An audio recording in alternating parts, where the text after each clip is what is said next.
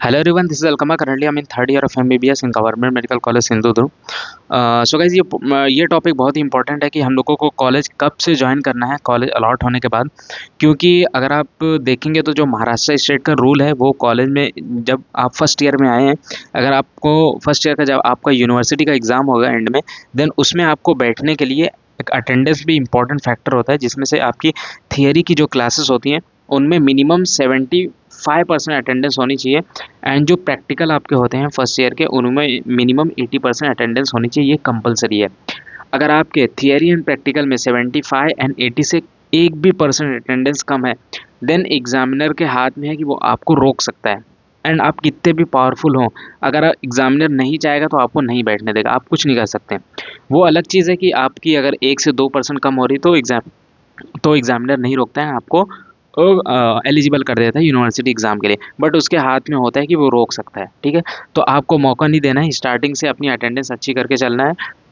अभी क्या है कि अगर आप कॉलेज ज्वाइन करते हैं, क्योंकि सारे कॉलेजेस का अलग अलग रहता है, आपको कॉलेज में कांटेक्ट करके हेल्पलाइन नंबर पे कांटेक्ट करके पूछना होता है कि कॉलेज कब से स्टार्ट है, बिकॉज आपको कोई आइडिया नहीं है, सारे कॉलेजेस का अलग अलग सीन है। तो आप कॉलेज में कांटेक्ट करें एंड पूछें कि कब से स्टार्ट है, उसके अकॉर्डिंग आप ज्वाइन करें।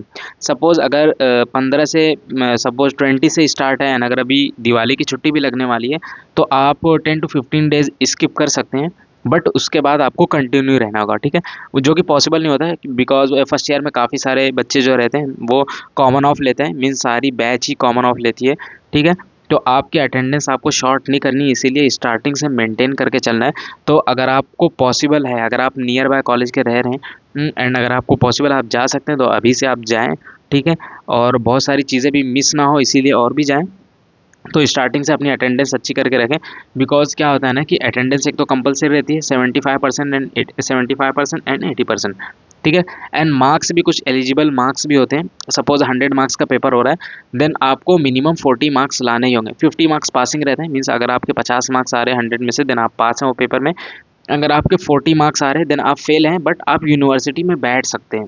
ये होता है एलिजिबिलिटी मार्क्स। ठीक है, देन अगर कोई स्टूडेंट्स ऐसा रहता है जिनके मार्क्स भी कम है, मीन्स 40 से कम है, एलिजिबल भी नहीं है मार्क्स में, एंड अटेंडेंस भी उसकी थोड़ी बहुत कम पड़ रही, देन उसको 101% यूनिवर्सिटी में बैठने से रोक देते हैं। ऐसे बहुत सारे कॉलेजेस में होता है, बहुत सारे।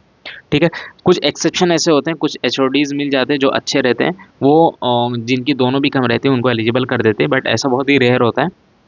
सो आपकी कोई भी प्रॉब्लम ना हो यूनिवर्सिटी में, इसीलिए स्टार्टिंग से आप एटलीस्ट अटेंडेंस मेंटेन करके चलें, क्योंकि लास्ट में आप अच्छे से पढ़ेंगे तो आपके मार्क्स कवर हो जाते हैं। सो अटेंडेंस अच्छे से मेंटेन करके चले स्टार्टिंग से, as soon as possible you should join your college.